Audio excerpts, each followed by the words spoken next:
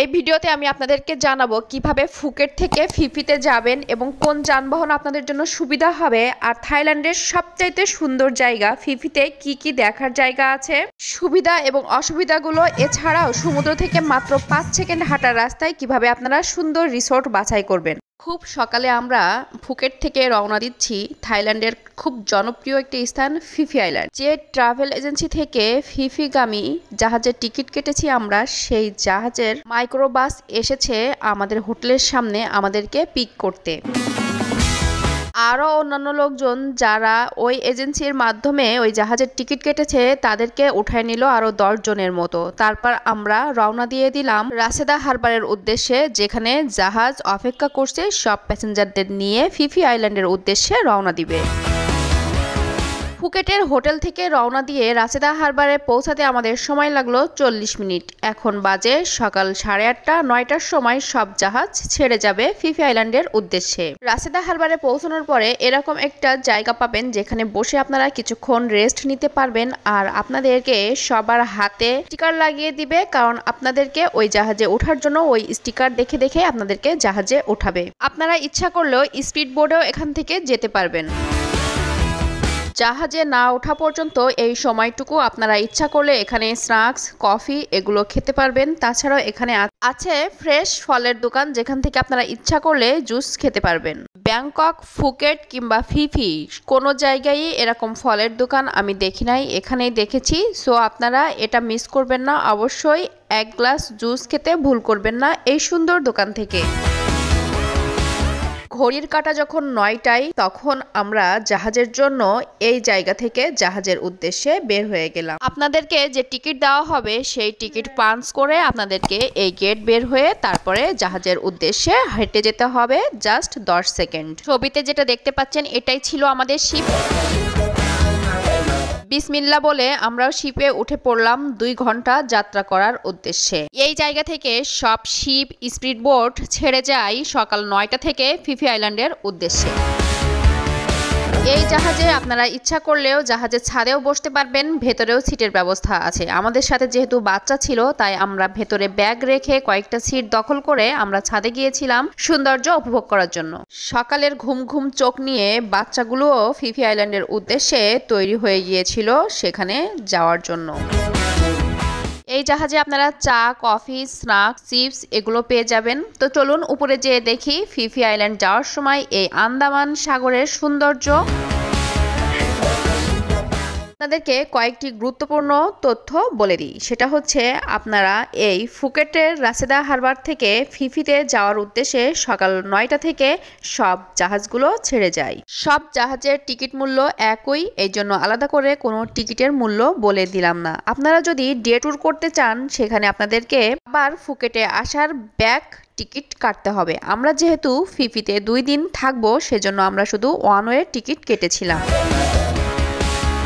আমার একান্ত ব্যক্তিগত কিছু টিপস থাকবে, সেটা হচ্ছে আপনাদের যদি টাকার কোনো সমস্যা না থাকে তাহলে ফিফি আইল্যান্ডে যেয়ে অ্যাটলিস্ট 1 দিন হলেও কাটিয়ে আসবেন। কেননা এই ফুকেট, ব্যাংকক আর থাইল্যান্ডের সব জায়গা থেকে এই ফিফি আইল্যান্ডের সৌন্দর্য সবচেয়ে বেশি সুন্দর। তাই আপনারা থাইল্যান্ডে এত টাকা খরচ করে যাচ্ছেন, কেননা ফিফিতে 1 দিন থেকে এই সৌন্দর্যটা উপভোগ করবেন অবশ্যই। আপনারা যদি ফুকেট থেকে এই ফিফি আইল্যান্ডে ডে ট্যুর দিতে চান তাহলে আপনারা কয়েকটা স্পট ঘুরে দেখতে পারবেন। সেগুলো হচ্ছে মায়া বে, মানকি বিচ, ব্যাম্বো বিচ, মূলত এগুলোই। কিন্তু আপনারা যদি ফিফিতে 1 দিন থাকেন তাহলে ফিফির হোটেল থেকে আপনার 10 সেকেন্ডের যে সমুদ্র পা ভিজাতে পারবেন। সকাল ভোরে সমুদ্র গর্জনে আপনার ঘুম ভেঙে যাবে।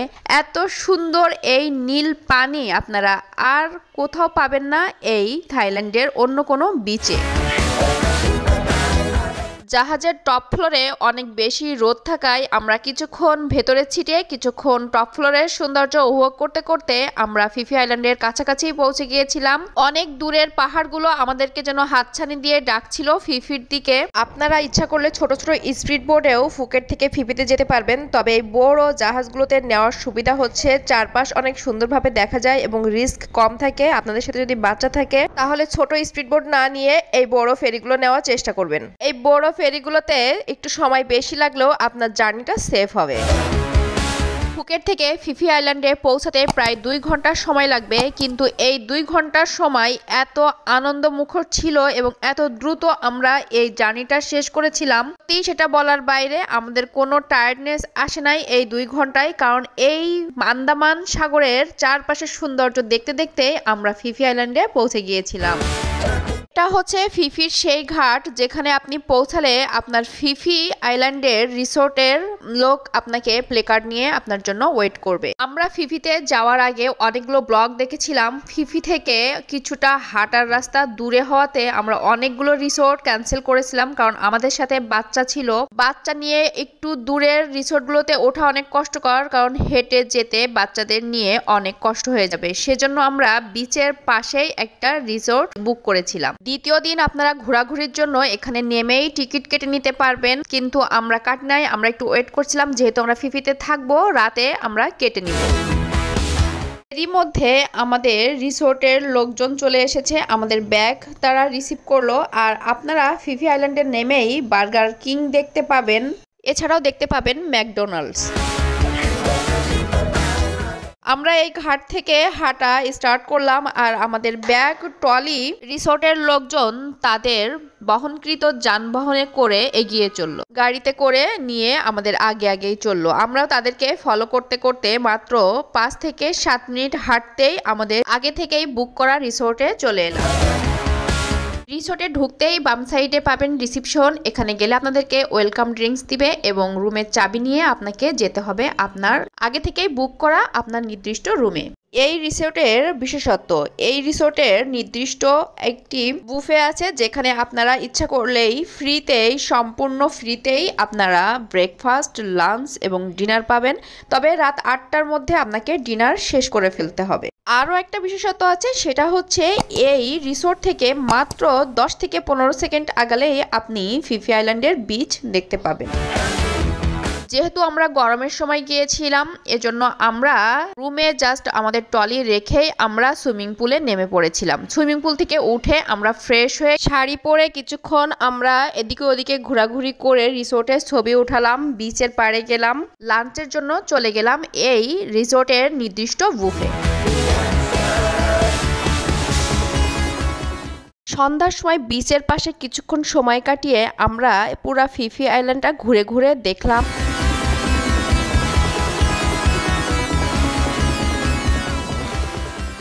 তারপর আমাদের ফিফিতে পরের দিন সূর্যোদয়ের মাধ্যমে নতুন সকাল শুরু হলো এই সুন্দর এই আইল্যান্ডে।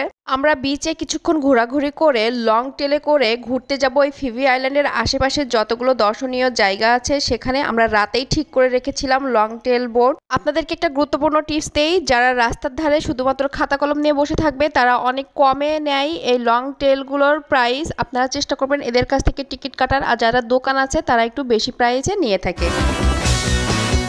ফিফিতে এই অপরূপ সৌন্দর্যের এই আইল্যান্ডে সকালের ঘোরাঘুরি শেষ করে আমরা রুমে এসে দেখে আবারও নতুন তাওয়াল, নতুন দিনের শ্যাম্পু সবকিছু ক্লিন করে দিয়ে গেছে আমাদের রুম। তারপর আমরা রেডি হয়ে রওনা দিয়ে দিলাম ফিফি আইল্যান্ডের সাইট সিনের উদ্দেশ্যে। এই ধরনের নৌকাগুলোকে বলা হয় লং টেল বোট। এই লং টেল বোটে করে আমরা ফিফি আইল্যান্ডের সাইট সিনের জন্য বের হলাম। তবে আপনারা ইচ্ছা করলে স্পিড বোট নিয়েও এই সাইট সিনগুলো ঘোরাঘুরি কমপ্লিট করতে পারবেন। স্পিড বোটে যেহেতু অনেকগুলো মানুষ একসাথে নিবে, সেহেতু আপনাদের খরচও কম পড়তে পারে। আমরা 2 ফ্যামিলি একসাথে ছিলাম, এই জন্য আমরা লং টেলে বোটে করে এই ঘোরাঘুরি শেষ করেছিলাম। জলরাশির এই আইল্যান্ড ফিফি আইল্যান্ড এত সুন্দর, ছবির চাইতেও সুন্দর। আপনারা নিজের চোখে না দেখলে এগুলো সেই সৌন্দর্য উপভোগ করতে পারবেন না। তাই আমি বলবো আপনারা থাইল্যান্ডে গেলে অবশ্যই ফিফি আইল্যান্ডে এক রাত থেকে এই সৌন্দর্য উপভোগ করবেন। ফিফি আইল্যান্ডের সাইট সিনের মধ্যে মায়াবে হচ্ছে অন্যতম। মায়াবেতে গেলে আপনারা বেবি শার্কের দেখাও পেতে পারেন ভাগ্য ভালো হলে। আর এখানের বালুগুলো এত তীক্ষ্ণ বালু, আপনি হাতে পায়ে মাখলেও সেগুলো আপনার হাতে পায়ে লাগবে না, ঝরে পড়বে। আর দেখতে এত সাদা, সত্যি অসম্ভব সুন্দর এই মায়াবে। মায়াবেতে গেলে আপনারা ওয়াশরুমের ব্যবস্থা পাবেন। তারপর আমরা মায়াবে শেষ করে আমরা নীল জলরাশিতে ডুব দিয়ে মাছের সাথে সাক্ষাৎ করার উদ্দেশ্যে রওনা দিয়ে দিলাম। ফিফির যে স্থানে সবাই স্কুবা ড্রাইভিং করে সেখানে আপনার লং টেল বোট কিংবা স্পিড বোট তার মাঝিকে বলে রাখলে সে এই জায়গায় আপনাকে নিয়ে যাবে। দূর দূর বুকের কাঁপুনি নিয়ে এই মাছের সাথে সাক্ষাৎ করার জন্য এই নীল পানি ঝাঁপ দিলাম। তারপর প্রথমে একটু ভয় লাগলো, পরে ভয় ভেঙে গিয়েছিল। ডুব দিয়ে এই কালারফুল মাছের সাথে সাক্ষাৎ করে আমরা মায়াবেকে বাই বাই দিয়ে সন্ধ্যার সময় আমাদের সেই রিসোর্টে আবার ফিরে আসলাম। আমি আবারও বলছি, আপনারা রিসোর্ট নিবেন এমন জায়গায় যে সমুদ্র থেকে খুব কাছাকাছি এবং ঘাট থেকে অল্প একটু রাস্তায় হেঁটে আসা যায়। আমরা সন্ধ্যার সময় এখানে একটা ম্যাঙ্গো গার্ডেন ছিল, সেখানে যে ফ্রেশ ম্যাঙ্গো জুস খেলাম। আপনারা যদি ফিফিতে রাত থাকেন তাহলে এই ম্যাঙ্গো গার্ডেন থেকে ফ্রেশ ম্যাঙ্গো জুস খেতে ভুল করবেন না। এটা সত্যি অনেক মজার, অনেক ফ্লেভারে আপনাকে এটা বানিয়ে দেবে ওদেরকে অর্ডার দিয়ে দিলে। তারপর আমরা রাতে একটা নাইট পার্টিতে জয়েন করলাম, যেটা ছিল আমাদের রিসোর্টের বুফেতেই। এখানে রাতে কিছুক্ষণ গান হলো, আমরা সেগুলো এনজয় করতে করতে ডিনার শেষ করে ফেললাম।